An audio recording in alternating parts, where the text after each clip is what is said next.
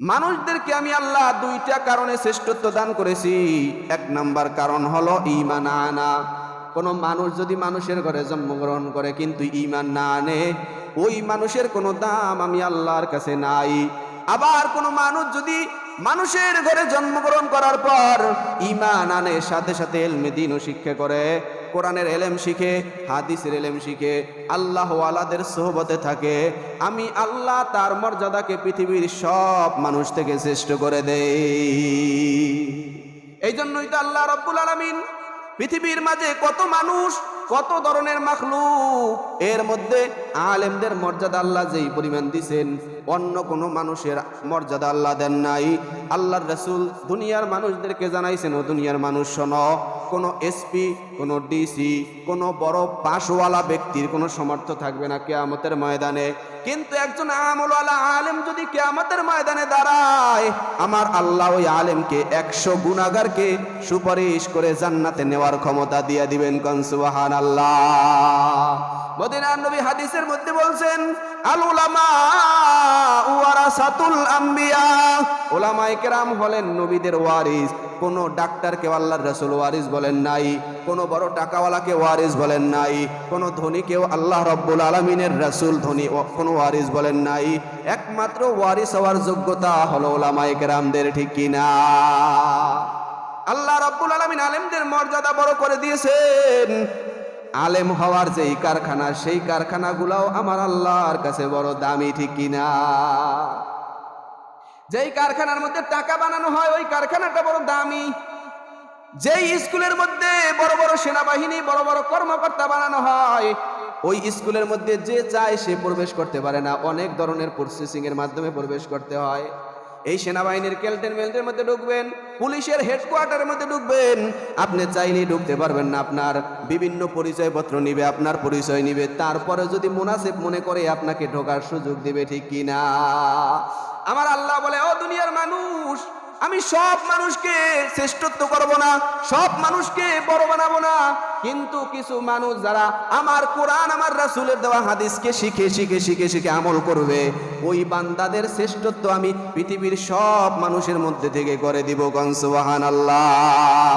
আর এই মানুষগুলো যেই জায়গায় জায়গায় শিক্ষা অর্জন করবে, ওই জায়গাটাকে আমি আল্লাহ বড় শ্রেষ্ঠ বানাই দিব, ওই জায়গাটাকে পৃথিবীর মাঝে সবচেয়ে শ্রেষ্ঠ জায়গা হিসেবে বানাই দিব।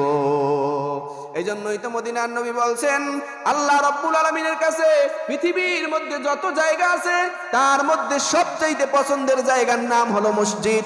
আহাব্বুল বিলাদি ইলাল্লাহি মাসাজিদুহা ওয়া আবগাদুল বিলাদি ইলাল্লাহি আসওয়াকুহা। ও দুনিয়ার মানুষ শোনো, এই পৃথিবীর মাঝে সবচাইতে সম্মানের শ্রেষ্ঠ জায়গার নাম হলো মসজিদ, আর সবচাইতে নিকৃষ্ট জায়গার নাম হলো বাজার।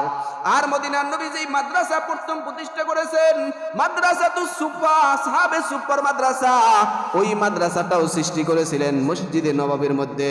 ওই মাদ্রাসার মধ্যে কারা পড়াশোনা করত? এখন বাংলাদেশের এই মাদ্রাসাগুলোও যদি খোঁজ নিয়ে দেখেন, অনেক গরিবের বেশি সন্তানরা এই মাদ্রাসায় পড়াশোনা করে। তারা এতিম গরিব যারা আছে, ওই মাদ্রাসার মধ্যে পড়াশোনা করে করে আল্লাহর মহাব্বত নিয়ে যারা সামনে আগায়, তাদেরকে আল্লাহ একটা পর্যায়ক্রমে পৌঁছাইয়া দেয়। আর যারা মানুষকে দেখানোর জন্য আলেম হওয়ার চেষ্টা করে, মানুষকে দেখানোর জন্য ইলমে দ্বীন শিক্ষা করে, কিছুদিন যাওয়ার পর ওই সন্তান সামনে আর আগাইতে পারে না। এই জন্য ইলমে দ্বীন শিখতে হবে আল্লাহর জন্য, নামাজ পড়তে হবে আল্লাহর জন্য, যাকাত দিতে হবে আল্লাহর জন্য, কোরবানিও করতে হবে আল্লাহর জন্য। সব ইবাদত যদি আমার মাওলার জন্য হয়, ওই মাওলাও, ওই বান্দা আমার মাওলার সম্মানের পাত্র হিসেবে গণ্য হয়ে যাবে, ঠিক কিনা? আল্লাহ তাআলা এই কথাই বলছেন, দুনিয়ার মানুষ যদি শ্রেষ্ঠত্ব অর্জন করতে চাও, তাহলে দুইটা গুণ অর্জন করো। এক নাম্বার গুণের নাম হলো তুমি ঈমান আনো। ঈমান আনার জন্য লা ইলাহা ইল্লাল্লাহু মুহাম্মাদুর রাসূলুল্লাহ, যারা কথা বলতে পারে, যাদের জেহেন শক্তি ভালো, যারা মুখে উচ্চারণ করতে পারে, ওই বান্দাদের জন্য লা ইলাহা ইল্লাল্লাহু মুহাম্মাদুর রাসূলুল্লাহ জোরে বলা ফরজ। কেউ যদি কথা বলতে পারে কিন্তু কালেমা আস্তে আস্তে পড়ে, তার ঈমান গ্রহণযোগ্য হবে না। ঈমান গ্রহণ করার জন্য তিনটা শর্ত। কয়টা শর্ত? আওয়াজ দিয়ে কোন, আরো জোরে বলেন কয়টা? এক নম্বরে ইকরারুম বিল লিসান, জিহ্বা দ্বারা আওয়াজ দিতে হবে লা ইলাহা ইল্লাল্লাহ মুহাম্মাদুর রাসূলুল্লাহ। 2 নম্বরে ওয়া তাসদীকুম বিল জিনান, অন্তরে বিশ্বাস করতে হবে। 3 নম্বরে ওয়া আমালুম বিল আরকান, আমলে পরিপূর্ণভাবে পালন করতে হবে, আমলের মাধ্যমে দেখাইতে হবে। আজকে বাংলাদেশের অনেক মুসলমান শুধু মুখে মুসলমানের দাবি করে, নামাজের বেলায় কোনো খবর নাই, অন্তরে আল্লাহর কোনো বিধানকে বিশ্বাস করে না। সন্তান চাকরির টাকা না পাঠাইলি বলে ওঠে সন্তান কাম নাই এই জন্য খাইতে পারি নাই। এটা তো অন্তরের থেকে আসা উচিত ছিল। আল্লাহ রাব্বুল আলামিন খাওয়ায় নাই, খাই নাই, আল্লাহ তাআলা সন্তানের চাকরিটা নিয়ে নিছে এই জন্য খাই নাই। কিন্তু বান্দা দেখা যায় শুধু মুখী বলে মুসলমান, কাজেও কোনো আমল নাই, কোনো অন্তরেও বিশ্বাস নাই, ঠিক কি না? কোনো বিপদ এসে পড়ছে, হঠাৎ করে সন্তান দুনিয়া থেকে চলে গেছে, বান্দা ডাক দিয়ে বলে আল্লাহ আমার সন্তানটারই পাইলো, আর কাউরে পাইলো না। আবার কারেন্টে শর্ট খাইয়া সন্তান দুনিয়া থেকে বিদায়, বলে যে সন্তান কারেন্টে শর্ট খাইয়া মরছে, ওই কারেন্টের ধারে না গেলে সন্তানটা দুনিয়া থেকে যাইতো না। গাড়ি অ্যাক্সিডেন্ট করিয়া যখন সন্তান মারা যায়, বলে যে সন্তান যদি ওই গাড়ি অ্যাক্সিডেন্টের জায়গায় না যাইতো, ওই রোডে না উঠতো, তাইলে মরতো না। এটা ইমানের কথা না, এটা মুসলমানের কথা না। মুসলমানের কথা হলো আর মৃত্যু ওই জায়গায় ছিল, এই জন্যই ওই জায়গায় গেছি। কত বেটারাদি গাড়ি চালায়, কেউ মরে না, ও মরলে কেন? মানে হলো তার মৃত্যুটা ওই জায়গায় লেখা। কত আল্লাহর বান্দারা সাধারণ একটা উষ্টা খাইয়া দুনিয়া থেকে বিদায় নিয়ে চলে যায়। এই যে কালকে খবরের মধ্যে দেখলাম এক সন্তান নেশা করত, মা বাবা বেতিষ্ণে দিয়ে গেছে, নেশার টাকা চাইতে চাইতে বাবা মারে শুধু মারি মারে। কি করছে রাগইয়া, ওই যে রুটি বেলার যে বেলুন আছে না, ওই বেলুন দিয়ে মাথার উপর হালকা একটা টাক দিছে, সন্তান দুনিয়া থেকে বিদায় নিয়ে চলে গেছে। একটা ওই যে বেলুনের টাকে কি মানুষ মরে নাকি? কথা কয় না, ওইটার টাকে কি মানুষ মরে? মানুষ ওখানে আর মৃত্যু ছিল, ওই বেলুনের উপর আর মৃত্যু ছিল। এখন যদি কেউ বলে বেলুনে আর মাইরে ফেলাইছে, হইল নাকি? এর মানে বুঝতে হবে বেলুনের উপরই আর মৃত্যু ছিল। এই জন্যই আল্লাহ রাব্বুল আলামিন সামান্য টোক্কার মধ্যে দুনিয়া থেকে মানুষ মারা যায়। এই যে কয়দিন আগে একটা সংবাদ আপনারা দেখছেন, একটা ছোট্ট বাচ্চা নানা বাড়ি না কোথায় বেড়াইতে গেছে, খালা বাড়ি, ওই খেসুরি গলায় বাইজে দুনিয়া থেকে বিদায় নিয়ে গেছে। খেসুরি গলায় বাজছে, এমন কি হয় নাকি? এটা কোনো কথা? বুঝতে হবে মৃত্যু ওই জায়গায় আছে, খেসুরির মধ্যে ওর মৃত্যু। মুমিনরা বলবে, যদি কেউ অ্যাক্সিডেন্ট করে মারা যায়, বলবে যে আল্লাহ ওখানে ওর মৃত্যু দেখছিল এই জন্যই মরছে। যদি কেউ পানিতে পড়ে মারা যায়, মুমিনদের কথা থাকবে পানিতে মারার কোনো ক্ষমতা নাই। অনেক সন্তান আছে পানির মধ্যে প্রায় 20 মিনিট ডুবে একদম নিচে পড়ে আছে, হঠাৎ করে মানুষ খুঁজতে খুঁজতে হাতাইয়া উঠাইয়া মাথার উপর নিয়ে কতক্ষণ ঘুরান দিছে, দেখে যে সন্তানের মুখে থেকে পানি বের হয়ে আবার জীবিত হয়ে আসছে, ঠিক কিনা? এর মানে পানিতে মারতে পারে না, কারেন্টে শর্ট খাইয়া। এই যে আমাকে খলিল বের কথা, কিছুদিন আগে নাকি কারেন্ট অ্যাক্সিডেন্ট খাইছে, একজন মরার মতো কয় হুজুর আমি মরিয়েই যাইতাম, কিন্তু আল্লাহ কোথা থেকে বাঁচাইছে আল্লাহ ছাড়া কেউ জানে না। অথচ সাধারণ একটা অ্যাক্সিডেন্টের মধ্যেই মানুষ কারেন্টের শর্টে মারা যায়, আছে না নাই? এই জন্য বলতে হবে মুমিনদের ঈমানকে পরিপূর্ণ শুদ্ধ রাখতে হবে। কোনো কারেন্টে মানুষ মারতে পারে না, কোনো পানিতে মানুষ মারতে পারে না, কোনো ধরনের আগুনে মানুষ মারতে পারে না। মারার মালিককে আওয়াজ দিয়া কর। ঈমান যদি শুদ্ধ হয়, সামান্য আমল করবেন, এই আমলটাই আমার আল্লাহর কাছে বড় গ্রহণযোগ্য হয়ে যাবে। আল্লাহর রাসূল বলেন, আখলিস দীনাকা ইয়াকফিকাল আমালুল কলিল।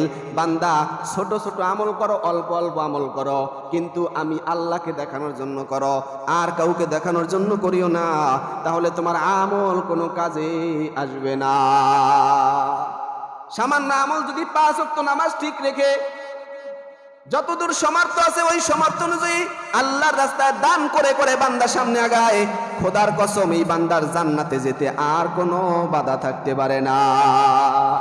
কিন্তু বান্দা দান করতেছে, ভরপুর দান করে, বড় বড় ট্রাক ভরে ভরে চাল ডাল দান করে, কিন্তু উদ্দেশ্য বান্দার মানুষকে দেখানো, মানুষ তাকে দানশীল বলবে, মানুষ তাকে বড় দাতা বলবে।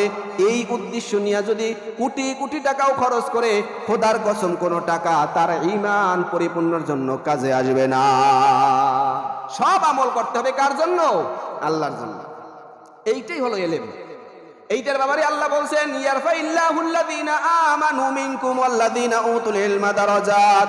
ও দুনিয়ার মানুষ, শুধু মুসলমান হইয়া ঈমান আনলি পরিপূর্ণতা হাসিল করতে পারবা না, সাথে সাথে তোমার ইলমে দ্বীন অর্জন করতে হবে।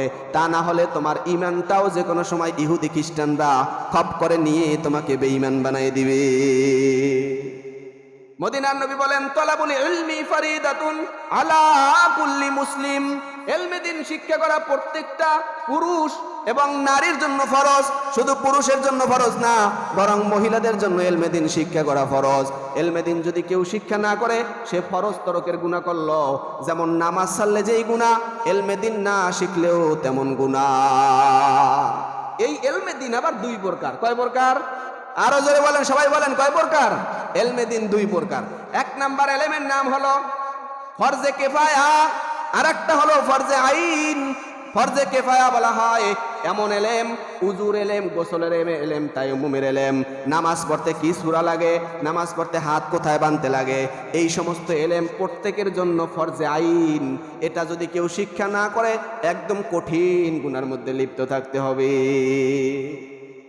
এইটার নাম কি? ফরজে আইন ইলম। দুই নম্বরে ফরজে কিফায়া।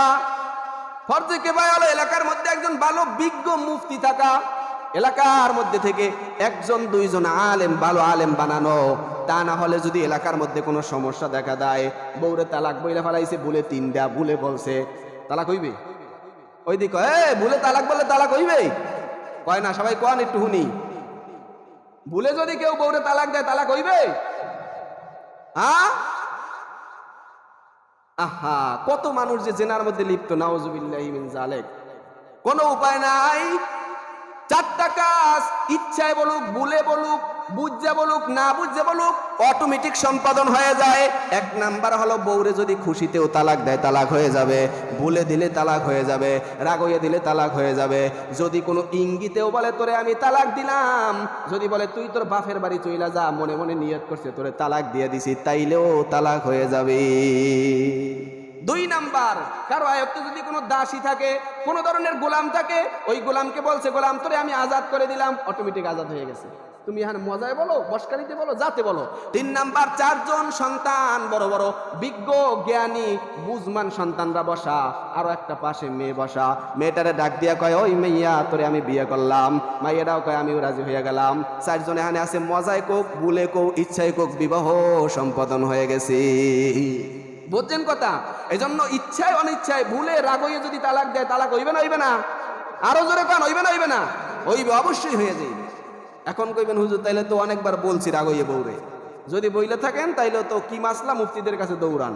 তা না হইলে কিন্তু ওই বিয়ে কইরা সন্তান হইছে সব জেনার সন্তান। ইলমে দ্বীন ছাড়া কোনো উপায় নাই রে মুমিন। আজকে সন্তান মাদ্রাসায় পড়লে অনেক মানুষ টিটকারি দিয়া বলে মাদ্রাসায় পড়িয়া কি হবে, কি শিখবে, কি খাবে। ও বান্দা, তোমাদের চাইতে মাদ্রাসাওয়ালারা ভালো খায়, কারণ মাদ্রাসায় টাকা দেওয়ার মতো হাজার হাজার মানুষ আছে, কিন্তু তোমার ঘরে খানা না থাকলে খানা দেওয়ার কেউ কিন্তু নাই। এই দেশের মধ্যে অনেক বড় লোকেরা শুধু খোঁজ নাই, খোঁজ করে করে দেখে কোন মাদ্রাসায় চাউল নাই, কোন মাদ্রাসায় ডাইল নাই, কোন মাদ্রাসায় খানার সংকট। দেখা যায় তাদের কোম্পানি থেকে অনেক বস্তা বস্তা চাউল মাদ্রাসার মধ্যে পাঠিয়ে দেয়। সন্তানগো কোনো টেনশন নাই, মাদ্রাসায় যেই সন্তানরা পড়ে ওই সন্তানদের খানার ব্যবস্থা কে করে দেয়? আওয়াজ দিয়া কন। শর্ত হইল তাওয়াক্কালতু আলাল্লাহ, আল্লাহর উপর ভরসা করে মাদ্রাসার দায়িত্বশীলদের থাকতে হইবে। এখন যদি টেনশনই থাকে ডিসি কোন দিন সার্কুলার দেবে চাউলের বস্তার, কোন দিন প্রধানমন্ত্রী মাদ্রাসায় দান করবে সেই আশায় থাকে, তাইলে আল্লাহ কইবে ঠিক আছে তুই প্রধানমন্ত্রী থেকেই নে, ওই বরিশালের ডিসিএসপি যারা এমপি আছে তাদের থেকেই নে। কিন্তু কোন আল্লাহর বান্দা মাদ্রাসা যদি আল্লাহর মহাব্বত নিয়ে চালায়, আমার মাওলার ভালোবাসা নিয়ে চালায়, খোদার কসম ডিসি নিজে আইয়া ওই মাদ্রাসায় দান করিয়া যাইবে। বিশ্বাস হয় না এই কথাটা? না, দেখেন দেওবন্দের মধ্যে একজন আল্লাহওয়ালা বুজুর্গ, নাম হলো মাওলানা রশিদ আহমদ গাঙ্গুহি রহমাতুল্লাহি আলাই। এত বড় আলেম যেটা বলে কোনোদিন বোঝানো সম্ভব না। এই আল্লাহর বান্দা মাদ্রাসা চালাইতেছে, হঠাৎ করে ব্রিটিশ সরকার এই বাংলাদেশে যে কিছুদিন আগে যেই সরকার পতন হয়েছে ওই সরকারও এমন জ্বালান জ্বালাইছে বাবা। ঢাকায় যখন পড়ছি মাঝে মাঝে পুলিশ আসতো, আসিয়া হুজুরের কাছে দেখতাম, আমি মুয়াজ্জিন ছিলাম ওই এক মসজিদের, আইসে দেখতাম বড় একটা চিঠি দিয়ে যাইতো, এই বিষয়ে আলোচনা করা যাবে না, এই ধরনের কথা বলা যাবে না, রাজনৈতিক কোনো আলাপ করা যাবে না, এইটা করা যাবে না, ওইটা করা যাবে না, বিভিন্ন ধরনের কথাবার্তার একটা বড় শব্দনামা দিয়ে যাইত।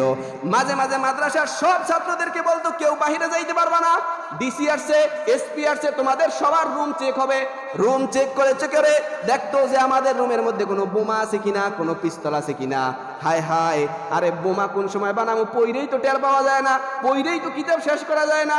বড় বড় কিতাব এমনও দেখা যায় সারাদিন পড়ায়, তারপরও কিতাব শেষ হয় না। এই সরকারের আমলে যেমন ওলামায়ে কেরামদেরকে বড় হয়রানির মধ্যে ফেলানো হয়েছে, ওই ব্রিটিশের আমলেও এক সরকার, সেও ওই আলেমদেরকে বড় পেরেশানির মধ্যে ফেলাইতো। একজন এসপিকে নির্ধারণ করছে, গোয়েন্দা সংস্থার একজন বড় নেতাকে নির্ধারণ করেছে, তুমি এই এলাকার মধ্যে খোঁজ নিবা, দেখবা কোন মাদ্রাসায় পুলিশ, কোন মাদ্রাসায় পিস্তল বানানোর ট্রেনিং দেওয়া হয়। একজন হিন্দু সিকিউরিটি গার্ডকে, বিভিন্ন ধরনের ভালো প্রশিক্ষণ প্রাপ্ত একজন হিন্দুকে ওই রশিদ আহমদ গঙ্গুই রহমাতুল্লাহ আলাইহির মাদ্রাসার জন্য নির্ধারণ করা হয়েছে। এক সপ্তাহ যাবত তিনি মাদ্রাসার মধ্যে অবস্থান করলেন। মাদ্রাসার আনাচে কানাচে সব জায়গায় খুঁজে, কোথায় দেখি তারা পিস্তল বানায়, বোমা বানায়, এটা খোঁজ নিয়ে দেখবো। এক সপ্তাহ পর্যন্ত ওই হিন্দু আল্লাহর বান্দায় কয়, খোদার কসম, আমি আমার এই যে মূর্তির কসম খায়া বলি, এক সপ্তাহের মধ্যে আমি একটা সেকেন্ড সময় পাই নাই যেই সময়ের মধ্যে আমি ইটের থেকেও আল্লাহ পাকের জিকির শুনি নাই। ইটের মধ্যে থেকেও, মাদ্রাসার ইটের থেকেও আল্লাহ আল্লাহ জিকির আওয়াজ আসতেছে, সুবহানাল্লাহ, আল্লাহর জিকির আসতেছে। এক সপ্তাহ পর রিপোর্ট নিয়ে যখন তিনি ওই ব্রিটিশ সরকারের কাছে যাবেন, এমন সময় বলে যে আমি একটু হুজুরের সাথে দেখা করতে চাই। 10 টাকার একটা নোট নিয়ে হুজুরের দরবারে হাজির হয়ে গেছে। হুজুরের ডাক দিয়া বলে, হুজুর আপনার কাছে একটা প্রশ্ন, আপনি বলেন এই যে এত বড় একটা প্রতিষ্ঠান চালান, কোথা থেকে এই টাকা পয়সাগুলো আসে? বলে যে এই টাকা পয়সার আসার একমাত্র মাধ্যম হলো তাওয়াক্কালতু আলাল্লাহ, কুন সুবহানাল্লাহ, আমি আল্লাহর উপর ভরসা করে থাকি, সব সময় আমার মাওলা পাকের জিকিরের মধ্যে থাকি, আমার মাওলার কাছে দোয়া করি, আমার মাওলা যা ব্যবস্থা করেন তাই আমরা খাওয়ার মধ্যে চালাইয়ে দেই। এই কথা বলতে দেরি ওই পকেট থেকে 10 টাকার একটা নোট বাইর করিয়া ওই বড় একজন সেনা কর্মকর্তা, সেও বলে, হুজুর আমি আপনার মাদ্রাসায় 10 টাকা দান করে দিলাম। বলে যে এইটার নামই হলো তাওয়াক্কালতু আলাল্লাহ, আমি তোমার কাছে টাকা চাইছি? বলে যে না, টাকা চান নাই। কয় কেন তুমি দিলা? বলে যে আমার দিলটা চাইলো আপনার মাদ্রাসায় কিছু দান করে যাই। এই দিল যে চাইছে, এই দিল কে তৈরি করে দিছে? আওয়াজ দিয়া কন। এইটার নামই হলো তাওয়াক্কালতু আলাল্লাহ। আমার মাওলার ভালোবাসা নিয়ে যদি কেউ মাদ্রাসা চালায়, মসজিদ চালায়, যে কোনো প্রতিষ্ঠানে চালাক না কেন, সব কিছুর ব্যবস্থা আমার আল্লাহ অবশ্যই করে দিবেন, ঠিক কিনা? এই কথাই আল্লাহ বলছেন, বান্দা তোমরা আমার উপর তাওয়াক্কুল করো, ওমাইয়াত্তাকিল্লাহা ইয়াজআল লাহু মাখরাজা ওয়া ইয়ারযুকুহু মিন হাইসু লা ইয়াহতাসিব। ও বান্দা, তোমরা যদি আমি আল্লাহর উপর ভরসা করে সামনে আগাও, এমন জায়গা থেকে আমি আল্লাহ তোমাদের রিজিকের ব্যবস্থা করে দিব, তোমরা কোনোদিন কল্পনাও করতে পারবা না। এই মাদ্রাসা, দেওবন্দ মাদ্রাসার যে হালত, সেটাও রাসূল সাল্লাল্লাহু আলাইহি সাল্লাম একবার স্বপ্নে দেখাইলেন। কাসেম নানুতুবি রহমাতুল্লাহ আলাইহি ঘুমায়, রাতে ঘুমের মধ্যে স্বপ্নে দেখে মদিনার নবী একটা লাঠি দিয়ে এক দিয়ে কয়, ও কাসেম তুমি এই জায়গায় একটা মাদ্রাসা বানাও, দিনের একটা প্রতিষ্ঠা বানাও, যেটা নিয়ম থাকবে আমার মাদ্রাসা তো সুফা, ওই যে মসজিদে নববীর মধ্যে যেই মাদ্রাসা, ওই মাদ্রাসার নিয়মই তুমি দেওবন্দের মধ্যে একটা মাদ্রাসা খোলো। হঠাৎ ঘুম ভেঙে গেছে, কি বললো রাসূল, কি দেখাইলেন? আর ওই কাসেম নানুতুবি তো বড় আলেম, সেও তো জানে রাসূলকে যে স্বপ্ন দেখে সে মিথ্যা না, অবশ্যই রাসূল কি দেখলো, ঠিক কিনা? মদিনা নবীর কোন শেকেল, কোন সুরাত শয়তান ধরতে পারে না। ঘুম যখন ভেঙে গেল, ওই ডালিম গাছের নিচে যাইয়া দেখে অবশ্যই আমার রাসূলের ওই যে লাঠি দিয়া একটা মাদ্রাসার ছক আঁকা। বলেন সুবহানাল্লাহ। ওই জায়গায় দেওবন্দ মাদ্রাসা হয়েছে। তো রাসূলের মাদ্রাসা তো সুফা, মদিনার মধ্যে যেই মাদ্রাসা, সেই মাদ্রাসার ভিত্তি কি ছিল? আবু হুরায়রা নিজেই বলেন, আমি ওই মাদ্রাসার একজন একনিষ্ঠ ছাত্র ছিলাম, 1 সেকেন্ডের জন্য ওই মসজিদে নববীকে আমি ছাড়তাম না। এমনও গেছে 3 দিন 4 দিন পর্যন্ত কোনো খানা আসে নাই, আল্লাহর উপর ভরসা করে বসে রইছি। আমার আল্লাহ এই ভরসার কারণে এত সম্মান, এত মর্যাদা আমাকে দিছে, শেষ সীমানায় আমি রেশমি রুমাল দিয়া নাক পরিষ্কার করছি। কোন সুবহানাল্লাহ। সবচাইতে দামি যেই কাপড়, সেই কাপড় দিয়ে আমি নাকের ময়লা পরিষ্কার করছি, একমাত্র কারণ আমি তাওয়াক্কালতু আলাল্লাহ, আল্লাহর উপর ভরসা করে হাদিস শিখছিলাম। এই জন্য যারা আল্লাহর উপর ভরসা করে হাদিস শিখবে, কোরআন শিখবে, নামাজ পড়বে, তাদের সম্মান আল্লাহ বাড়াই দিবেন। কিন্তু কোনো বান্দা যদি আল্লাহর মহাব্বত না নিয়ে দুনিয়ার মানুষকে দেখানোর জন্য নামাজ পড়তে পড়তে কপালে দাগ ফালাইয়া ফেলায়, খোদার কসম ওই নামাজ তার হেদায়েতের কোনো কাজে আসবে না। ইলমে দিন যারা অর্জন করে, মদিনার নবী বলেন মান খরাজা ফি তালাবিল ইলমি ফাহুয়া ফি সাবিলিল্লাহ, যারা ইলমে দিন অর্জনের জন্য ঘর থেকে বের হয় তারা যেন আল্লাহর রাস্তার মধ্যে বের হয়ে গেল। কোন সুবহানাল্লাহ। এমন একজন সন্তান ছিল যার নাম হলো ইমাম গাজালি রহমাতুল্লাহি আলাইহি। ছোট্ট বয়সে মাদ্রাসায় যাইতো। হঠাৎ করে একদিন, প্রতিদিন সে মাদ্রাসায় দেরি করে যায়। একদিন ওস্তাদ ডাক দিয়ে কয়, ও সন্তান, তোমাকে তো প্রতিদিনই বলি মাদ্রাসায় তাড়াতাড়ি আসবা, এত দেরি কেন করো? বলে যে হুজুর দেরি কেন করি একটু শুনবেন। বলে শোনেন, তাইলে আমার হালতটা হলো আমি যখন ঘর থেকে আগে আগে বের হই, যখনই আমি মাদ্রাসায় আসার জন্য রাস্তার মধ্যে পা ফেলাই, তখনই দেখি আমার পায়ের নিচ থেকে চমকাই চমকাই নূরের পরগুলো চমকাইতে থাকে। কোন সুবহানাল্লাহ। মদিনার নবী এটাই বলছেন, যারা ইলমে দিন অর্জনের জন্য রাস্তায় বের হয়, দরিয়ার মাছ থেকে নিয়ে পুষ্কুনির মাছ, ওই খালের মাছ, বিভিন্ন ধরনের গাছপালা, পশু পাখি সব ওই তলবেলেমের জন্য মাগফিরাতের দোয়া করতে থাকে। এমনকি আল্লাহর রহমতের ফেরেশতারা তার পায়ের নিচে তাদের পাখাগুলা বিছাইয়া দেয়। কোন সুবহানাল্লাহ। ইমাম গাজালি রহমাতুল্লাহি আলাইহি বলেন, আমি নিজের চোখে ওই পাখাগুলা দেখিয়া দেখিয়া পাড়া দিতে আমার বড় ভয় লাগে। এই জন্য হুজুর আমার আসতে বড় দেরি হয়। আমি আস্তে আস্তে আস্তে আস্তে পাড়া দিয়া দিয়ে আসতে আসতে দেখা যায় মাদ্রাসার টাইম শেষ হইয়া বেশি অতিক্রম হইয়া যায়। হুজুর বুকের সাথে জড়াই বলে, আরে ইমাম গাজালি, তুই তো এত বড় আল্লাহর প্রিয় বান্দা, আল্লাহ তোরে বড় পছন্দ করে নিছে, তোর মাধ্যমে দিনের আল্লাহ বড় খেদমত নিবে। কেমন খেদমত নিছে? বড় বড় কিতাবের ইতিহাসের মধ্যে ইমাম গাজালির নাম অনেক জায়গায় পাওয়া যায় যে আল্লাহর প্রিয় একজন বান্দা হিসেবে আল্লাহর কাছে মনোনীত হয়ে গেছে।